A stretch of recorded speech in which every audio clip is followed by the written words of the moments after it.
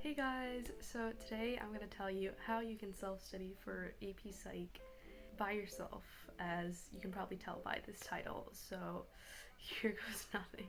So just a little background on me. I am a rising junior and I took 2 AP exams last year during my sophomore year. So I took AP World, which I took as a regular course, but I also took AP Psych and I self-studied for that course by myself. I got 5s on both, so hopefully I can show you how I did it. So first off, you just really want to evaluate your situation. I would not recommend self-studying for an AP if you're already swamped with like 6 other APs and with sports and with leadership positions. So yeah, don't just put on so much more work for yourself, but if you have some extra time, then why not? Because you can easily get some college credit this way. You don't have to start self-studying for AP Psych super early. The earliest I would start is winter break, but I started like in April and I did fine. So yeah, I would still recommend starting around winter break and then just putting in like 30 minutes a day. So the first thing I would do is just go out and get a review book. If you've already taken an AP course before, you should be familiar with these. There are some like brands, I would say, that are most popular, which are Princeton Review, Barron's, and 5 Steps to a 5. I personally used Princeton Review. This was the version I used, so the 2019 version. But I also had a PDF version of Barron's and it worked just fine. You'll need these review books because it outlines all the information you need to know in the course, but it also gives you some practice tests just to give you an idea of how you'll do on the actual exam itself. I also got a textbook. This is Myers Psychology for AP, but I personally wouldn't recommend it because I found that it had so much filler info, and especially since you're self-studying, you don't want to waste any time. Just use the review books, it's foolproof. This might seem really obvious, but just go through the review book and just take notes on everything. Like read and go through the entire book. So some things I would take careful note of are biology and like the respective diagrams. So in psychology, you'll need to know like the structure of a brain and the structure of a neurotransmitter, but I think that's basically it for all the biology stuff. And also you'll need to know psychologists and their respective schools of thought. So for example, Sigmund Freud and psychoanalysis. And yeah, so just know who Sigmund Freud is and what psychoanalysis is. So make sure that you have those down.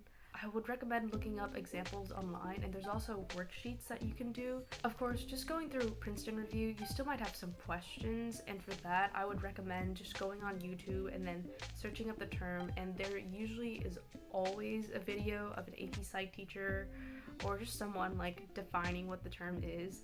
And specifically, I remember looking up videos on studyit.com, and they usually had definitions, although they cost money, so they only give you like a minute preview, but it's usually enough.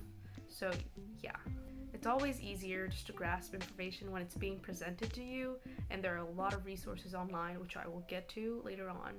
Okay, so I would also recommend watching Crash Course. It's a series on YouTube by 2 brothers, Hank and John Green, and it is so helpful.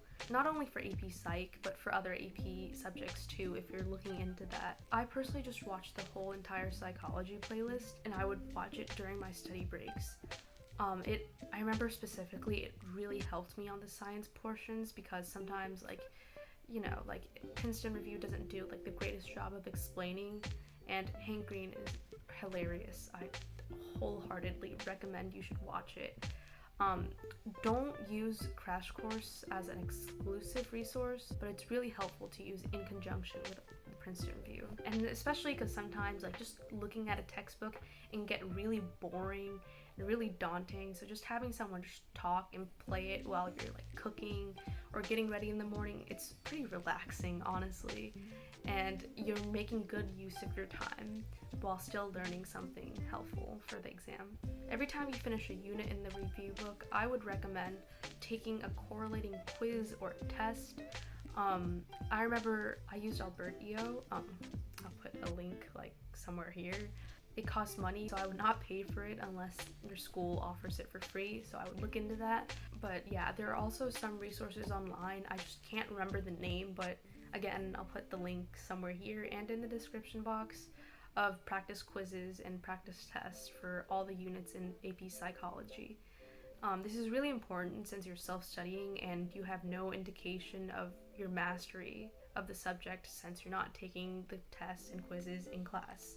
So yeah, this helps you better retain the information since you're constantly practicing it, and also just getting a feel for how the questions will be asked on the exam itself. And once you're done with these quizzes, I would recommend just going over what you got wrong and outlining all the terms you didn't know and then defining it until you truly grasp them. This is what I did. I was getting like flat out like 50, 60s on the quizzes, so I just went over them again and again until I got hundreds, and then I could move on. Okay, so once you're done with Princeton Review, you've gone through everything, you've taken all the notes, you've done some practice quizzes on each of the units, and you have a decent grasp of everything, I would go through a mass Quizlet of all the terms. I'll link the one I used down below again. But the Quizlet makes for excellent practice, and even if you complete the Quizlet, I would still recommend going over it whenever you can, like during study breaks or, in the morning in the car. Again, just constant practice, just so you can truly master all the material. Once you've covered all the material in the review book, and the practice quizzes, and the Quizlet, you should be really solid on the multiple choice section. So there are two sections on the AP exam. The first one is the multiple choice section. The second section is composed of the free response questions, or the FRQs for short. And there are two FRQs on the exam. You'll be given a scenario and then a set of terms, and you will be asked to connect the terms to the scenario. There's no correct answer per se, and by that I mean there can be so many different responses, but as long as you have the definition right and you link it back correctly, you should be good. And it doesn't matter how crazy the answer might be, as long as it makes sense and it's accurate, you will get the point. I'm not going to go in depth on how you're supposed to structure and write an FRQ, but I will leave a link down below of the video that I used to teach me how to do it. The person will do a much better job of explaining it than I possibly could. I'd recommend as much practice as you possibly could get. The best way I would recommend to practice is to use past released FRQs found on the College Board website. Go through as many FRQs and answer as many as you possibly can to get the hang of things. You get 50 minutes on the exam to answer 2 FRQs, so I'd recommend you time yourself while practicing. You want to do this so you make sure that you don't run out of time on the exam, because that is the worst feeling. Also, while you're practicing these past exams, chances are that you're going to bump onto some terms that you're going to see on your actual exam. There's only so much they can ask about, so the more you practice these past exams, the more prepared you will be for the ones that'll actually be given to you. And once you're done with each yearly set of FRQs, I'd recommend checking the scoring guidelines, which are also on the College Board website, and grade the things that you wrote. They should have instructions and examples of what not to grade and what to grade, and see how many points that you would have gotten and work on the points that you didn't get. And also, again, highlight the terms that you didn't know and then redefine them. Now that you've covered all the material and you've gone through the FRQs, you're almost there, and it's time to start on practice tests. There's always a few in Princeton Review and Barron's. Get your hands on as many practice tests as you possibly can. Like the quizzes, just complete these exams, and then once you're done, go over and grade them, and again, see what you got wrong. These exams give you a really good ballpark estimate of your actual performance on the actual exam. If you're consistently scoring 5s on these practice exams, I think you are good. Once you've completed these practice exams and consistently scoring 5s, you're done. That's really all there is to AP Psych. Just continue going through the material whenever you can, go over the Quizlets, and look over your notes, and look over Princeton Review. Watch some cram review session videos on YouTube. Okay, so that's all I have for you. Hopefully that helps you a little bit in your journey to self-studying AP Psych. And like I have been saying this whole video, I will leave all the resources that I used down below. And if you have any questions, feel free to leave a comment or something. This was my first video, so it's a little bit of a mess. Leave a like if this helped you, and subscribe to my channel for God knows what I'll post. Probably just stuff about school, because I'm a fat nerd. Again, hope you enjoyed this, and Bye.